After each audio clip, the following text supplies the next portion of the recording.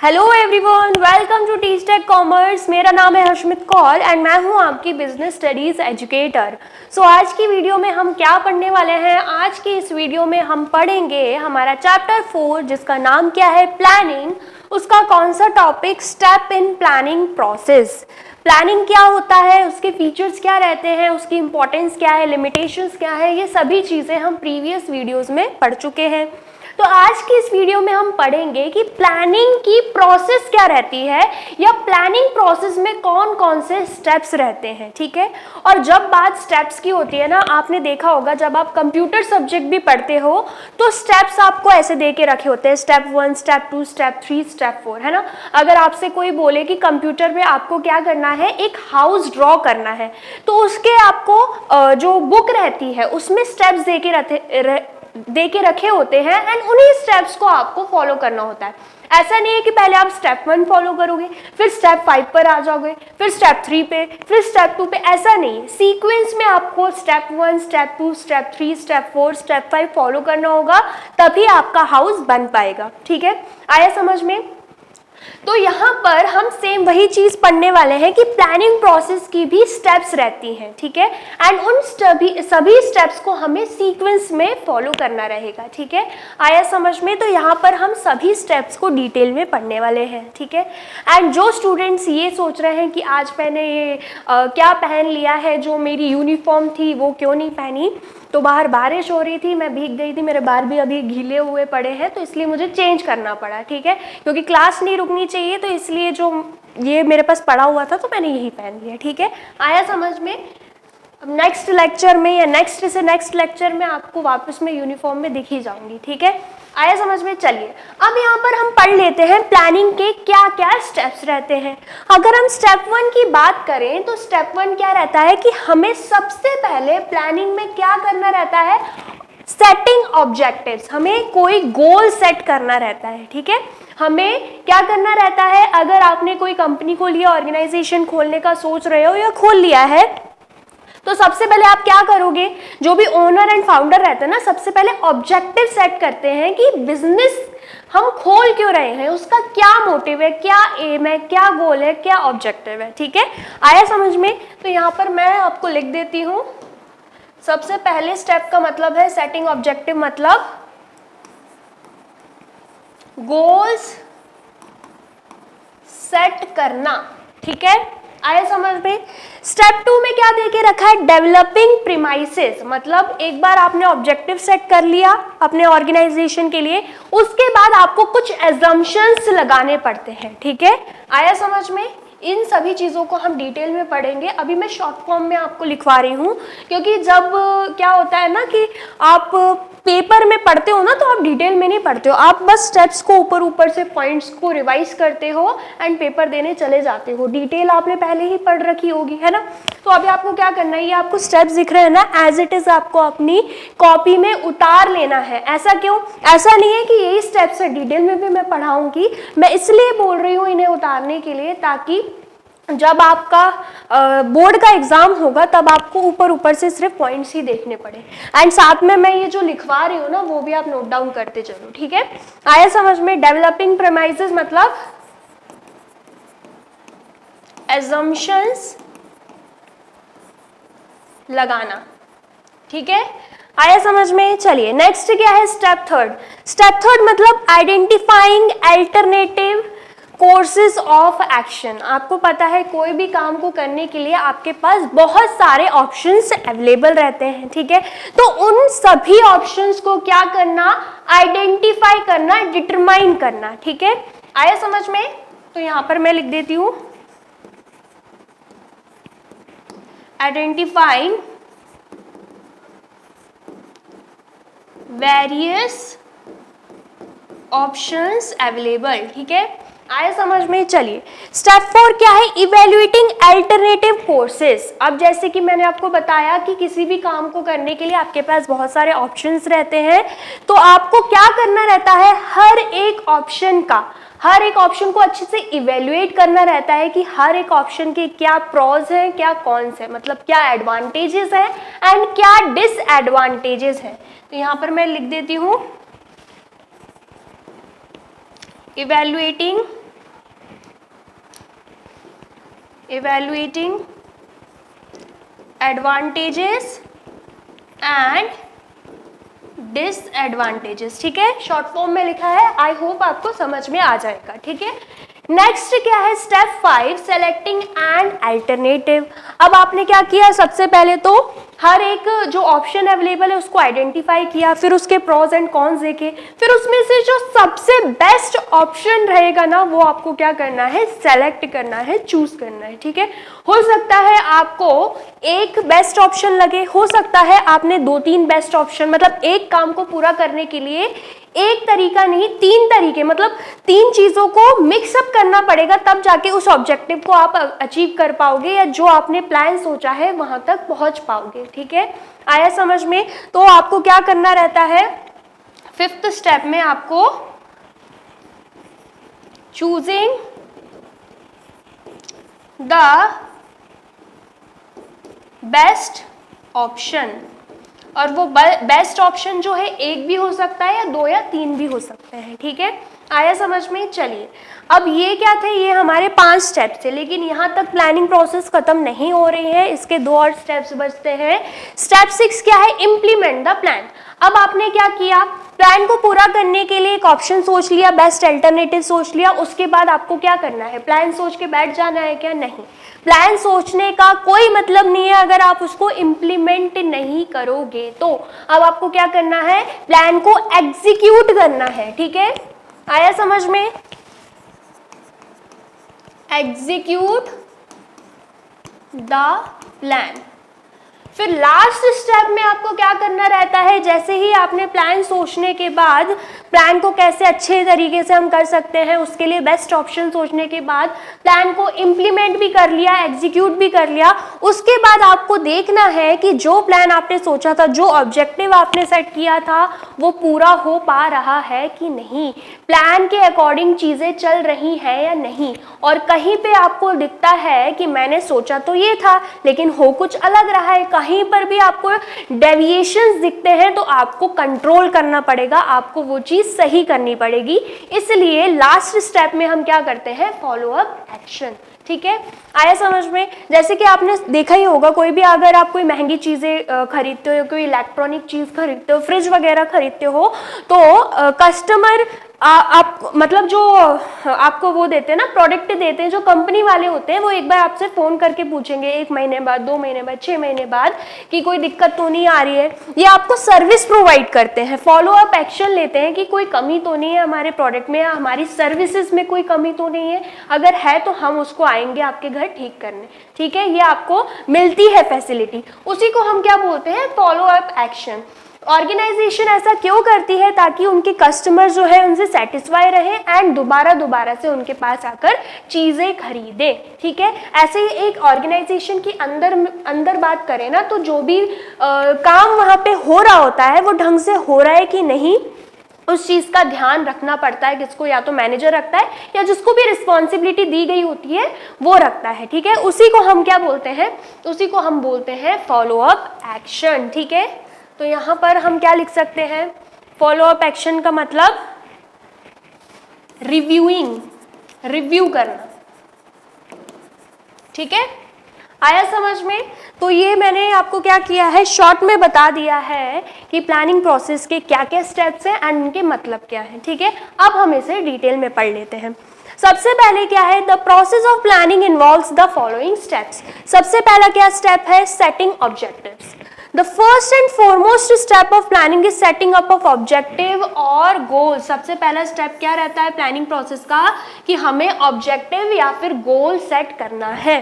ठीक है, ऑब्जेक्टिव में be set for the entire organisation and each department within the organisation. और ये जो ऑब्जेक्टिव है ये पूरे ऑर्गेनाइजेशन के लिए सेट किया जाता है। ठीक है, किसी एक डिपार्टमेंट के लिए सेट नहीं किया जाता। ये जो ऑब्जेक्टिव रहता है, ये जो एम, ये जो गोल रहता है, ये सारे ही डिपार्टमेंट्स के लिए, पूरे एंटायर ऑर्गेनाइजेशन के लिए सेट किया जाता है। ठीक है, such objective specify what the organisation want to achieve. और ये ऑब्जेक्टिव क्या बताता है कि इस ऑर्गेनाइजेशन को एट द एंड अचीव करना क्या है, इसका मेन गोल क्या है। ठीक है, for example objective of an organisation could mean an increase in sales by 20%। एक ऑर्गेनाइजेशन का ये ऑब्जेक्टिव भी हो सकता है कि उसको 20% से अपनी सेल्स जो है इंक्रीज करनी है। ठीक है, आया समझ में? कुछ भी ऑब्जेक्टिव हो सकता है। ठीक है, प्रोडक्शन इंक्रीज करना है, ठीक है, लोगों तक अपना प्रोडक्ट पहुंचाना है, बहुत सारी चीजें रह सकती है, कोई भी ऑब्जेक्टिव सेट कर सकता है ना। तो ये हमें एक एग्जांपल देके रखा है। देन उसके बाद objective should be stated clearly for all departments, units and employees. क्या बोला जा रहा है, जो ऑब्जेक्टिव है ना ये सभी लोगों को पता होना चाहिए। डिपार्टमेंट में जो भी काम कर रहा है, जो भी मैनेजर वहाँ पे है, अलग अलग डिपार्टमेंट्स के अलग अलग मैनेजर जो हैं उनको भी ऑर्गेनाइजेशन के ऑब्जेक्टिव के बारे में पता रहना चाहिए, एंड जितने भी एम्प्लॉयज उनके अंडर में काम कर रहे हैं उनको भी पता रहना चाहिए। ठीक है, they give direction to all departments, और यही ऑब्जेक्टिव जो है वो सारे ही डिपार्टमेंट्स को क्या देते हैं, डायरेक्शंस प्रोवाइड करते हैं कि आपका काम ये है, ऑब्जेक्टिव हमने सेट कर लिया है, आपको उसी ऑब्जेक्टिव तक पहुंचने के लिए अपने सारे काम करने हैं। ठीक है, एक डायरेक्शन प्रोवाइड करता है ऑब्जेक्टिव। समझ में आया? चलिए नेक्स्ट हम देख लेते हैं। नेक्स्ट स्टेप क्या था, डेवलपिंग प्रीमाइसेस। तो बोला जा रहा है कि planning involves deciding the future course of action which is quite uncertain. हमें अच्छे से पता है कि जो प्लानिंग हम क्यों करते हैं, फ्यूचर के लिए करते हैं, है ना। फ्यूचर में अगर हम ऑर्गेनाइजेशन खोल रहे हैं तो ऑब्जेक्टिव क्या रहेगा, अभी तो ऑब्जेक्टिव अचीव नहीं हो सकता ना, तो ऑब्जेक्टिव हम सेट क्यों करते हैं, फ्यूचर के लिए ही करते हैं। उसी हिसाब से हम फ्यूचर में अपने एक्शंस लेते हैं या एम्प्लॉयज से काम करवाते हैं। सही बोल रही हूँ ना। तो वही बोला जा रहा है कि प्लानिंग जो है, प्लानिंग क्या है कि फ्यूचर के बारे में हम सोच रहे हैं, है ना। तो जो फ्यूचर की चीजें हैं क्या हमें एग्जैक्टली पता रहती हैं, नहीं पता रहती। जो फ्यूचर की चीजें रहती हैं वो अनसर्टेन रहती हैं, कभी भी कुछ भी हो सकता है। ठीक है, so every manager has to make certain assumptions about the future. इसलिए हर मैनेजर को फ्यूचर के लिए कुछ एजम्पशंस लगाने पड़ते हैं पहले से ही। ठीक है, these assumptions are called premises, and इन्हीं एजम्पशंस को हम क्या बोलते हैं, प्रीमाइसेस बोलते हैं। ठीक है, क्लियर हुआ? चलिए, assumptions are the base material upon which plans are to be drawn। क्या बोला जा रहा है, assumptions क्या है, बेस है, ठीक है, जिसके प्लान्स बनाए जाते हैं। इन assumptions को देखते हुए ही, इन assumptions को लेते हुए ही प्लान बनते हैं। ठीक है, the base material may be in the form of forecast, existing plans or any past information about policies। और बोला जा रहा है ये जो assumptions रहते हैं ये या तो फोरकास्ट के लिए हो सकते हैं, ठीक है, फ्यूचर के लिए हो सकते हैं, या फिर कोई पुराने प्लान हो उसके ऊपर हो सकते हैं ये assumptions, या फिर कोई पास्ट की इंफॉर्मेशन हो उसके ऊपर भी assumptions लिए जा सकते हैं। ठीक है, आया समझ में? देन उसके बाद premises must be the same for all and there should be total agreement on them। बोला जा रहा है ये जो premises हैं, मतलब ये जो assumptions हैं, ये सभी के लिए, ऑर्गेनाइजेशन में जितने लोग काम कर रहे हैं, जितने भी मैनेजर है, जितने भी एम्प्लॉयज है, जितने भी वर्कर्स हैं, सभी के लिए सेम होने चाहिए। ऐसा नहीं है एक मैनेजर जो प्रोडक्शन मैनेजर है कोई और एजम्पशन लगा रहा है, सेल्स मैनेजर कोई और एजम्पशन लगा रहा है, फाइनेंशियल मैनेजर कोई और एजम्पशंस लगा रहा है। ऐसा नहीं होना चाहिए। ये जो एजम्पशंस होने चाहिए ये सभी के लिए सेम होने चाहिए। ठीक है, all managers involved in planning should be familiar with them and use the same assumptions। क्या बोला जा रहा है कि जितने भी मैनेजर्स प्लानिंग प्रोसेस में इन्वॉल्व हैं उनको इन assumptions के बारे में क्लियरली पता होना चाहिए एंड उनको सेम assumptions यूज करने चाहिए। मतलब हर एक मैनेजर जो है वो उन्हीं assumptions को लेकर चलेगा। ठीक है, क्लियर हुआ? चलिए नेक्स्ट क्या है, नेक्स्ट स्टेप है identifying alternative courses of action। After setting the objective and making assumptions about the future, the next step is to determine alternative courses of action through which organization can achieve its objective। क्या बोला जा रहा है कि objective set करने के बाद and assumption लेने के बाद क्या करना है, नेक्स्ट स्टेप क्या रहेगा कि अब हमें जितने भी alternative courses of action available है, मतलब जितने भी ऑप्शंस अवेलेबल हैं उनको डिटरमाइन करना है, जिसके थ्रू जो ऑर्गेनाइजेशन है अपने गोल्स को क्या कर सकता है, अचीव कर सकता है, अपने ऑब्जेक्टिव्स तक पहुंच सकता है। ठीक है, आया समझ में? For every plan there are number of options, all the alternative courses of action should be identified. क्या बोला जा रहा है, हर एक प्लान के लिए आपके पास बहुत सारे ऑप्शन रहेंगे, मतलब हर एक प्लान को अचीव करने के लिए, हर एक प्लान बनाने के लिए आपके पास कई तरीके अवेलेबल रहेंगे। तो आपको क्या करना है, हर एक तरीके को आइडेंटिफाई करना है। ठीक है, आया समझ में? यही बोला जा रहा है स्टेप 3 में। नेक्स्ट क्या है, इवेल्युएटिंग अल्टरनेटिव कोर्सेज।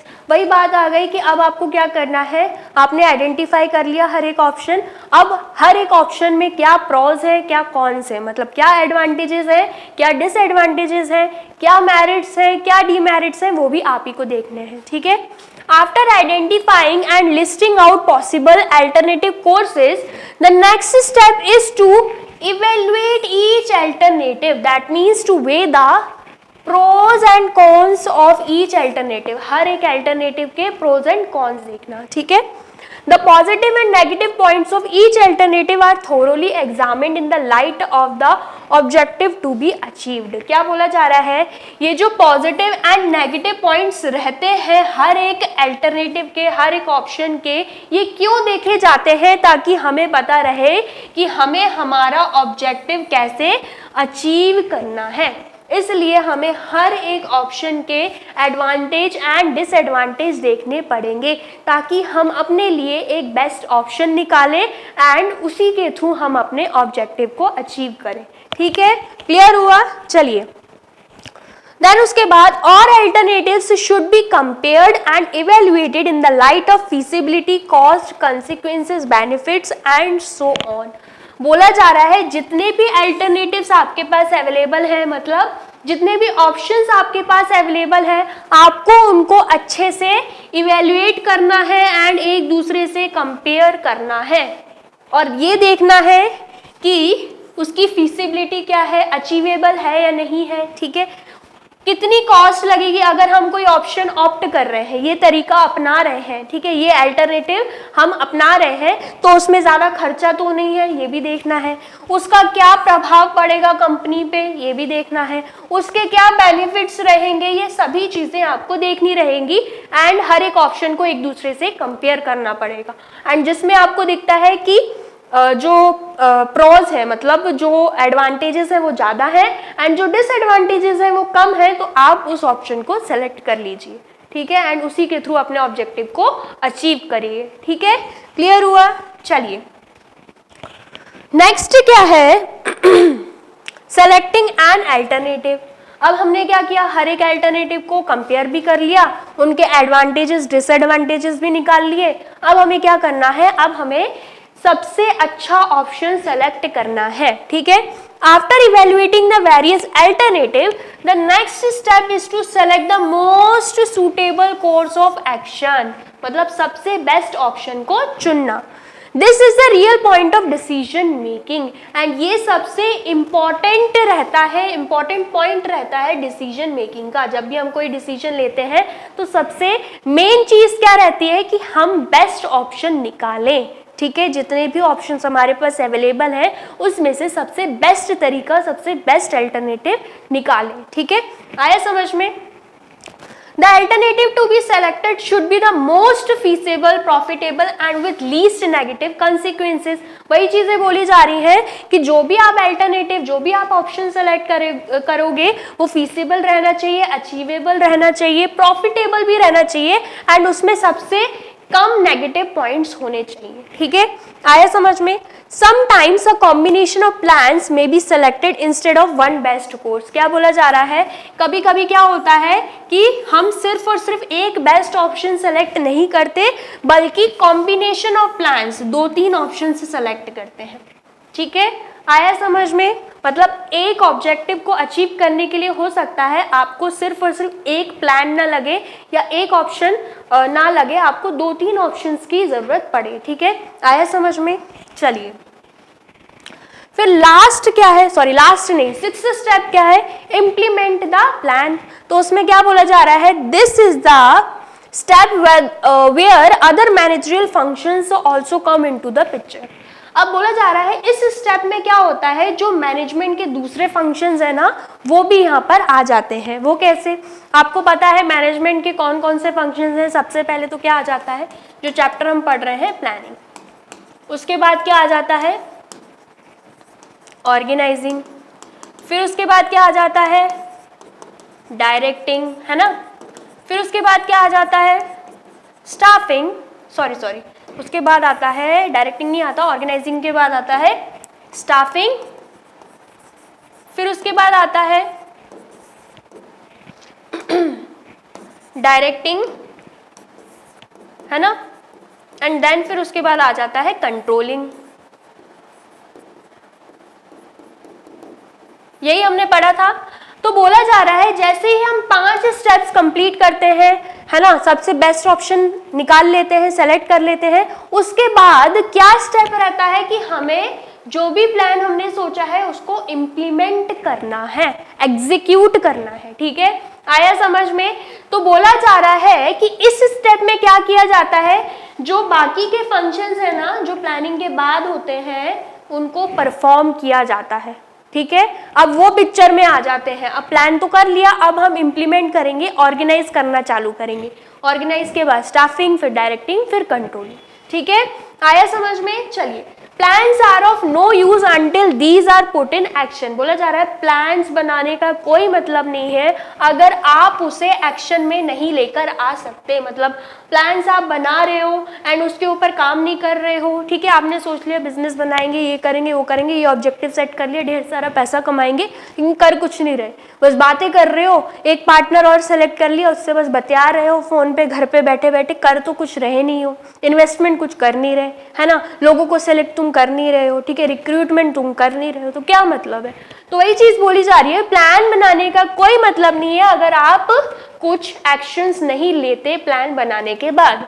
ठीक है, चलिए, so this step is concerned with transforming the plan into action by activating other managerial function. बोला जा रहा है कि इस स्टेप में क्या करना पड़ता है, हमें प्लान को एक्शंस में लाना पड़ता है। एंड वो हम कैसे ला सकते हैं, जब हम अदर मैनेजरियल फंक्शंस को परफॉर्म करना चालू कर देंगे। मतलब प्लानिंग के बाद जो फंक्शंस हैं, जो हमें पता है कि organising, staffing, directing and controlling, जब तक हम इनको करना स्टार्ट नहीं करेंगे तब तक हमारा प्लान इंप्लीमेंट नहीं हो पाएगा। ठीक है, क्लियर हुआ। For this, plans are communicated to all the employees very clearly as they have to actually carry on the work. ठीक है, तो इसलिए हमें क्या करना पड़ेगा, प्लान को इम्प्लीमेंट करवाने के लिए हमें अपने ऑर्गेनाइजेशन में जितने भी एम्प्लॉयज़ हैं उनसे कम्युनिकेट करना पड़ेगा कि हमने प्लान बना लिया है, उसको कैसे अचीव करना है एंड उसका ऑब्जेक्टिव क्या है ये भी सोच लिया है। ये हमें अपने एम्प्लॉयज़ को बताना पड़ेगा, क्योंकि एट द एंड एम्प्लॉयज़ ही काम करेंगे ऑर्गेनाइजेशन में, है ना। चलिए, नेक्स्ट स्टेप क्या है, follow up action. Planning is a continuous process and it does not and with the implementation of plans. क्या बोला जा रहा है कि प्लानिंग क्या है, कंटिन्यूअस प्रोसेस है। ऐसा नहीं कि ऑर्गेनाइजेशन में सिर्फ और सिर्फ हमें स्टार्टिंग में एक बार प्लान बनाना पड़ता है, उसके बाद हमारा काम हो गया। नहीं, हमें बार बार प्लान बनाना पड़ेगा। एक प्लान हमने अचीव कर लिया, दूसरा, तीसरा, फोर्थ, फिफ्थ, सिक्स्थ, ऐसे करते करते हमें प्लान्स बनाने भी पड़ते हैं एंड उनको अचीव भी करना पड़ता है। मतलब उनको पूरा भी करना पड़ता है, उनको इम्प्लीमेंट भी करवाना पड़ता है। तो बोला जा रहा है प्लानिंग क्या है, कंटिन्यूअस प्रोसेस है। ठीक है, और ऐसा नहीं है कि हमने प्लान को इम्प्लीमेंट कर दिया और हो गया काम। हो सकता है आपने जो प्लान सोचा है, आपने उसके लिए बहुत मेहनत करी, आपने इम्प्लीमेंट भी करवाया, लेकिन जो आपने तरीका सोचा था वो उतना इफेक्टिव ना निकला और जो आपने ऑब्जेक्टिव सेट किया था वो अचीव ही नहीं हो पाया। आपने सोचा कि 1 साल में हम 1 करोड़ कमाएंगे, कमाया आपने 20 लाख रुपए, आपका ऑब्जेक्टिव तो अचीव ही नहीं हो पाया। तो आपको क्या करना पड़ेगा, आपको इम्प्लीमेंट, भले ही हो गया प्लान, फिर उसको देखना भी पड़ेगा कि काम जो है वो सही ढंग से हो रहा है कि नहीं, क्योंकि यहाँ पर तो हमने जो ऑब्जेक्टिव सेट किया था वो तो अचीव ही नहीं हो पाया। ठीक है, इम्प्लीमेंट करवाने तक ही नहीं चीज़ें रुकती हैं, हमें चीज़ें डायरेक्ट भी करनी पड़ती है, रिव्यू भी करनी पड़ती है कि काम जो है वो सही ढंग से हो रहा है या नहीं। So constant monitoring and review of plan at periodic interval is very important to ensure that activities are performed according to the schedule. वही बोला जा रहा है कि इम्प्लीमेंट करवाने के बाद, मतलब जो प्लान हमने सोचा है उसको इम्प्लीमेंट करवाने के बाद हमें बार बार उसको चेक भी करना पड़ता है, मॉनिटर भी करना पड़ता है, उस प्लान को रिव्यू भी करना पड़ता है, मतलब टाइम इंटरवल के बाद, थोड़े थोड़े टाइम बाद, ताकि हम देख पाए जो भी काम हो रहा है, जो भी एक्टिविटीज परफॉर्म करी जा रही है according to the plan, according to the schedule हो रही है या नहीं हो रही। ठीक है, क्लियर हुआ। It helps to make necessary changes in the plan in case of any deviations. और कोई भी डेविएशंस, कोई भी कमी अगर हमें दिखती है कि जो भी एक्टिविटीज हो रही, जो भी काम यहाँ पे हमारे ऑर्गेनाइजेशन में हो रहा है उसमें कुछ कमियां हैं, लोग अच्छे से नहीं कर पा रहे हैं, ठीक है, या कोई एम्प्लॉय अपना काम ढंग से नहीं कर रहा है, अगर हमें ऐसा कुछ दिखता है मॉनिटर एंड रिव्यू करने के बाद, तो हम उसे क्या कर सकते हैं, सुधार भी सकते हैं। ठीक है, आया समझ में। इसलिए हमें क्या करना पड़ता है, फॉलो अप एक्शन लेना ही पड़ता है।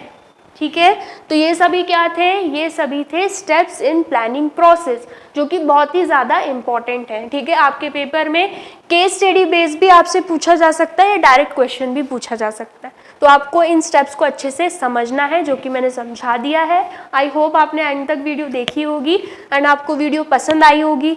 वीडियो अगर अच्छी लगी है तो फटाफट से वीडियो को लाइक कर दीजिए, कमेंट कर दीजिए एंड शेयर कर दीजिए। अब मिलते हैं नेक्स्ट लेक्चर में। Till then take care, bye bye.